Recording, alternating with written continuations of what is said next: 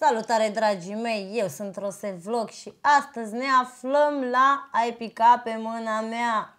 Alături de nimeni altul decât asistentul, pentru că nu e așa, la emisiunea asta sunt un asistent, Montana Vlog.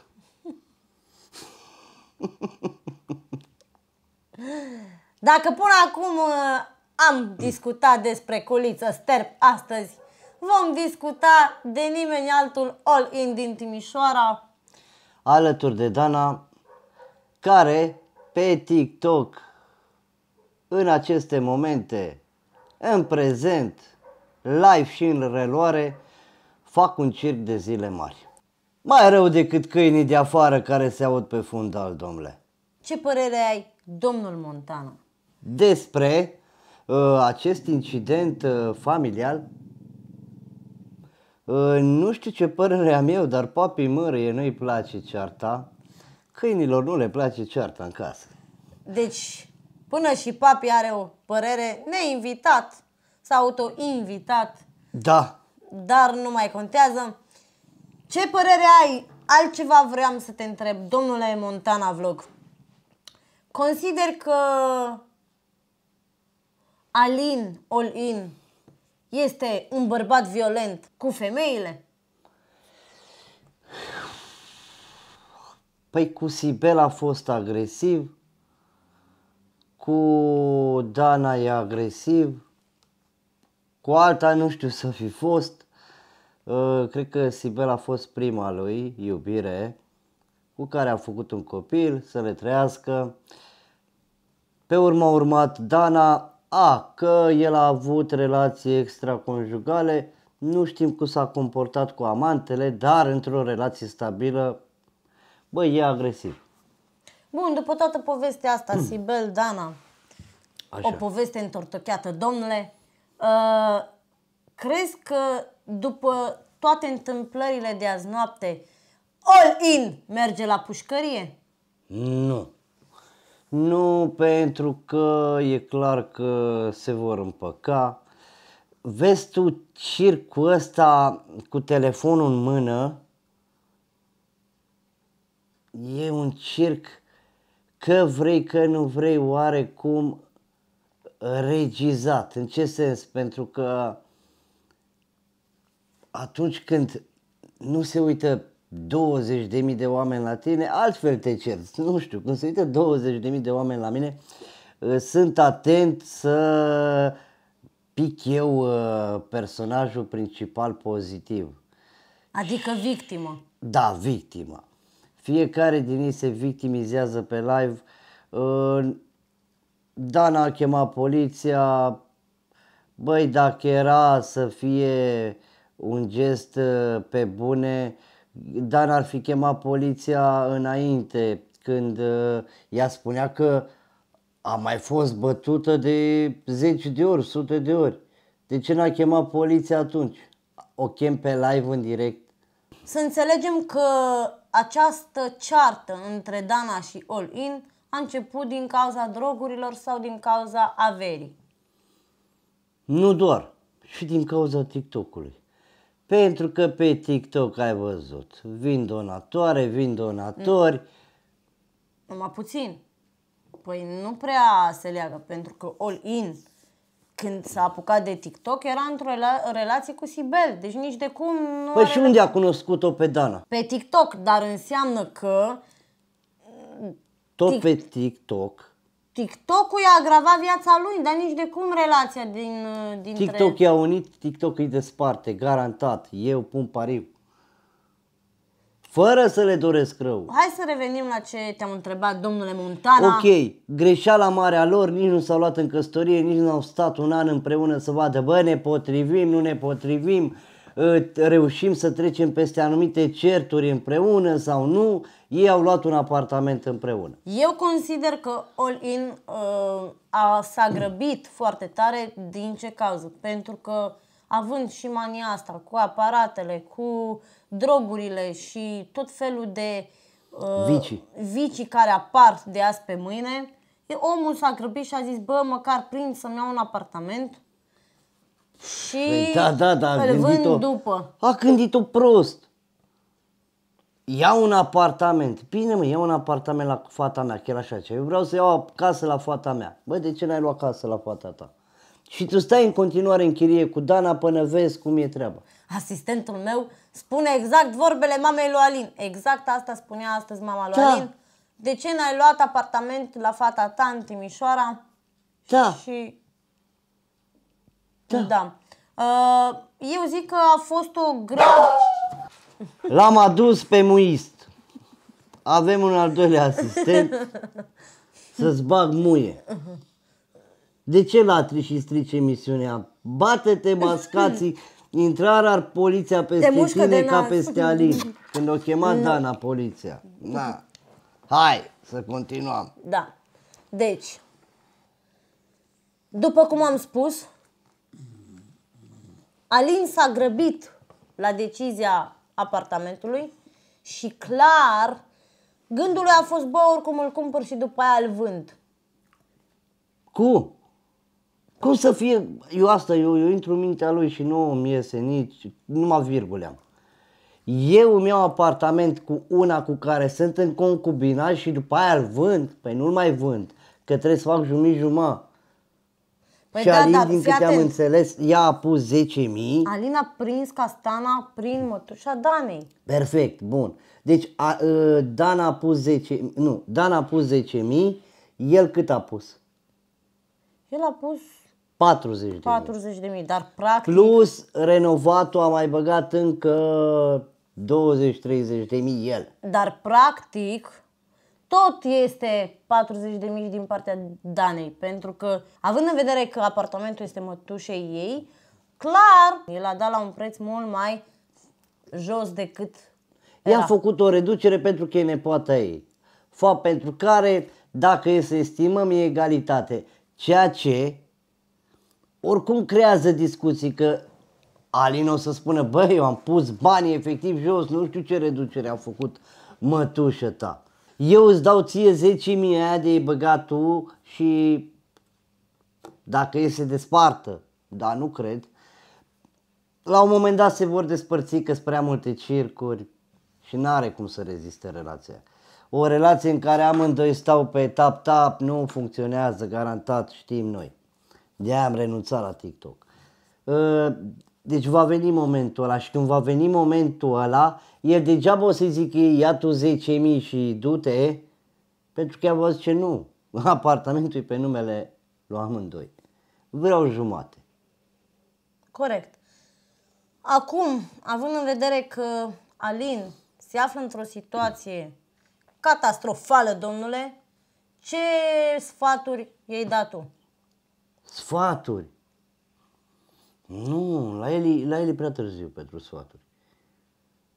De la ce? el e prea târziu, nu, el deja și-a distrus. Consider că Dana l-a agățat doar pentru... Nu. Consider că Dana, s-a îndrăgostit de el, a fost iubire, pentru că ea s-a cam expus și s-a cam riscat în toate certurile lui cu alții, ea acolo îi lua apărarea la bărbatul ei. Pardon.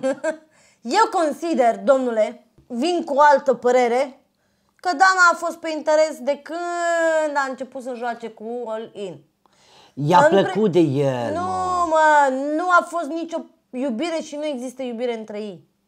Care a fost interesul ei? Interesul ei a văzut că Alin a prins la public, Așa. face foarte mulți bani. Așa. Și a zis, bă, cu ăsta ori mă îmbogățesc, ori îl prostesc. Asta a fost în mintea ei. Pe fața ei se vede clar, n-a fost nicio iubire. Oricât am zice noi, da, a tras lângă el, a fost, l-a susținut. Păi ce era să facă? Din moment ce m-am hăimat la drum, la căruță, trebuie să joc. Da, acum nu știu cum gândește o femeie. Înțelegi? Perversă. Așa gândește o femeie. Dacă l-am luat, trebuie să trec până ajung unde vreau eu. Oricare femeie e capabilă să îndure și ultimile biciuri, dacă ajunge unde vrea ea. Acum eu spun din punctul meu de vedere. Atunci când Sibel a trecut prin treaba asta și a știut cine este All-In, da? Pe femeia aia putem să spunem, bă, i-a făcut și un copil, a tras cu el. Dar nu tu, Dana, care tu ai apărut întâmplător. Ia cu sau fără Alin, e tot cum a lăsat-o, adică nu e vorba că plânge un copil din cauza lor. Nu. Dar mă refer că Dana a râs, s-a dus la Timișoara, a bătut-o, a făcut toate măscăriile din lume. Cu pretextul că a pus-o Alin, sau cu pretextul că din cauza lui Alin, sau cu pretextul Alin. Băi, eu ca femeie, nu știu, dau un exemplu. Să o lagațe una de pe TikTok, să se combine cu aia, eu să am un copil cu Montana și aia să vină să mă bată pe mine. Credeți voi că aș mai fi în libertate? Iar începe alea cu 5 cuțite în gât. Cu nu, n-aș mai fi nici liberă. Uite, vezi? N-aș mai fi liberă. Eu v-am zis. Dar nici ăsta în viață. Băi, eu am clipit ca să știți cum stăm. Bun. Alin nu trebuia, din respect pentru fata lui, să ce? Să lase să se degenereze, mai ales un scandal între Dana și Sibel. E planul 1. Aia, da, din respect, corect aici. Băi, n-aș știu ce vrei să zici. E mama fetei mele, tu nu ai niciun drept. Tu azi te fut pe tine, mâine mă fut cu alta. Da. Mama fetei mele mereu e mama fetei mele. Egal că eu o fac curvă cum o fac. Corect. Dar de la ce s-au despărțit acum? Că eu tot n-am priceput. De la TikTok? De la avere. Nu, de la TikTok. De la TikTok, păi nu înțeleg. Că acuză Dana că tot vorbește Alin de ea cu tot felul de personaje. Da, Dana e geloasă că Alin vorbește în privat cu donatoarele. Nu doar, și Dana... Și Alin e gelos pe ea, exact, că pe live își făceau dulci cu unul, nu știu cine. Înseamnă că vina este a donatorilor, fraților. Donatorii oricum au despărțit multe cupluri pe TikTok, corect? Da. Despre ce vorbim? Mult. De asta, bă, ești jucător pe TikTok, bine. Mi-ai donat, îți mulțumesc. Să vorbim în privat despre ce? Eu niciodată n-am fost mai despre ce să vorbim noi doi în privat? Niciodată, eu nu am acceptat. Că îți mulțumesc pe live. Mi-a donat Vasilica. Dați un follow la Vasilica. Și cam atât. Dar să vină aia să zică, domnule Montana, hai să vorbim în privat, acolo intervin eu. N-ai ce să vorbești cu nicio donatoare. 10.000 de euro să-mi dai. Da, clar. Te salut aici, e bine. Problema pe TikTok este că multe plătesc ciocanul și mulți plătesc curcubăta. Problema este Unele donații au intenții... Te scot din cadrul meu au aici. intenții sexuale. Ăsta e adevărul. Dacă eu știu că aia îmi donează cu scopul de bam și am o relație stabilă cu tine, păi eu o las pe Vasilica sau Gheorghița să strice relația noastră? Da, fără să-ți dai seama cum a gândit Alin. Mama, acum dacă oprim pe asta, îmi donează, mă rupe, mă blindează de bani. Și fără conștientizarea că tu, pe altă parte, îți distrugi familia, mă mai prostești și pe mine. Stai, domnule, numai să o prind la... Eu țin minte când era Alin pe YouTube și când m-am cunoscut eu cu Alin, era alt om. Bă, nici nu știam că e din Timișoara. Întrebam lumea în chat, bă, cine e ăsta, că e Caterin? Că păi unul din Timișoara. Să mor tu că e din Timișoara, vreau să-l cunosc. Și așa ne-am cunoscut cu Alin. Băi, Alin era mult mai normal la cap. Și ținea mult la relația lui. Mă refer între el și Sibel. Și era altă armonie pe live-uri și mai aducea soția, mai aducea pe Sibel, fata. Bă, era altfel, mă. Băi, și comunitatea lui Alin era altfel. Adică, nu vreau nici hateri, cine vrea, dar comunitatea lui Alin de pe YouTube era mult mai tare decât comunitatea lui Alin de pe TikTok. Îmi pare rău. Da. Erau mult mai raționali. Mult. Mult mai dornici de zâmbete, nu de circuri. Da. Păi comunitatea lui Alin pe YouTube nu lăsa pe Alin să facă circuri pe YouTube. Și nici nu făcea. Alin nu s-a certat pe YouTube, a venit Evita pe TikTok, s-a dărâmat tot, și familie, și demnitate și tot.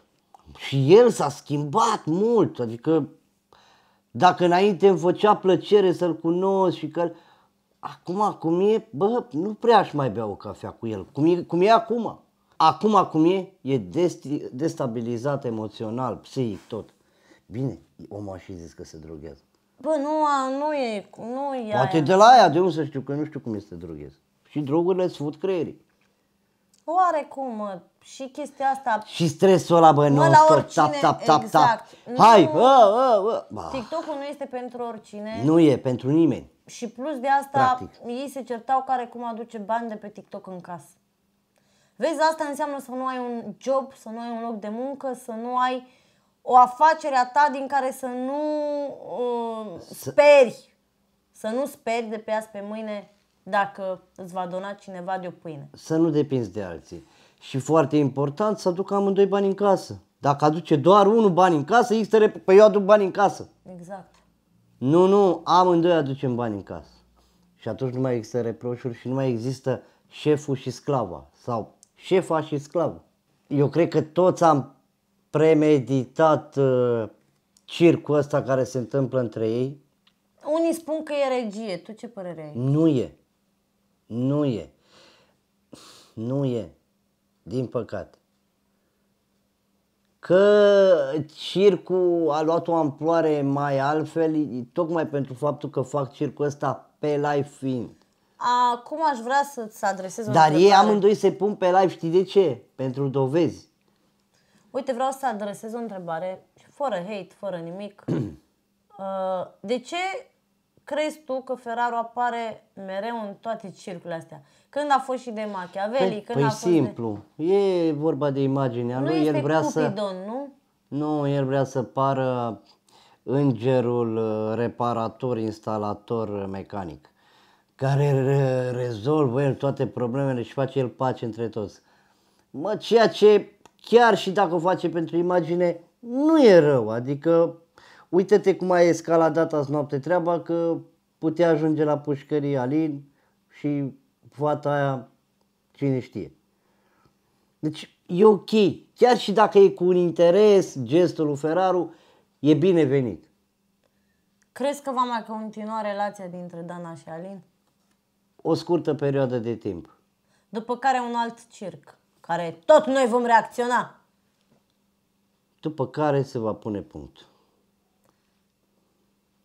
Și acum s-au împăcat tocmai ca să stabilească frumos, băi, în caz că chiar nu va mai funcționa, cum facem noi doi cu tot ceea ce am luat împreună? Jumate. Nu, fata mea. Păi asta scrie în acte. Păi tu nu ai ai pus cum să 10.000, N-ai cum să mai modifici actele tu, domnul Montana. le schimbăm. Nu se schimbă nimic, proastă. N-aveți? Crezi tu că e proastă Dana să mai schimbe ceva? Chemați poliția. Mă apuc. Nu mai dai idei și nu mai instiga Au! pe all-in. Nu, Nu, deci pe bune, chiar nu este de promovat violența nu e. domestică. Aveți grijă cum folosiți TikTok-ul. Foarte mulți faceți live-uri, faceți match-uri, foarte mulți puneți comunitatea în fața persoanei iubite și faceți cea mai proastă decizie, pentru că indiferent ce comunitate ai, toți te vor lăsa și toți te vor da dracul la un moment dat, dar cea sau cel care a tras lângă tine va rămâne lângă tine. Mai ales dacă e implicat și un copil în povestea. Normal, Sibel acum este cea mai în avantaj, să zic așa. Cea mai Cea în mai- dezavantaj, cine cea mai în dezavantaj? Copila, din păcate. De asta eu consider că uneori e mai bine să fii nu neapărat sărac lipit pământului, dar să ai o situație modestă, cum o avea el când făcea YouTube, și avea o armonie în casă și erau râsete, zâmbete. Asta pentru că a vrut să facă bani ușor și să-și Într-un cumpere o timp, da. casă din bani ușori. Dar nu există bani făcuți ușori. Uitați cu câte sacrificii. La prima vedere par bani făcuți ușor, dar de fapt Pe TikTok faci cel mai greu banii aia, pentru că trebuie să sacrifici tot ce ai mai de preț. Demnitate, onoare, familie, timp. Toate astea nu le mai iei înapoi odată ce le-ai pierdut. Nici timpul nu-l mai iei înapoi, orele alea, lunile alea, noapte de noapte, zi de zi pe TikTok. Nici familia nu mai recuperezi, nici demnitatea nu mai recuperezi, pentru că o coloană vertebrală ruptă nu mai poți lipi să fie așa cum a fost. Da, aveți grijă, platformele astea de socializare pot fi platforme de autodistrugere. Controlați-o voi să nu vă controleze ea pe voi. Acestea fiind spuse, eu am fost Montana Vlog, asistentul principal al emisiunii. Ai picat pe mâna mea? Și nu rămâne decât să ne vedem La următorul vlog alături de noi. vă pupăm!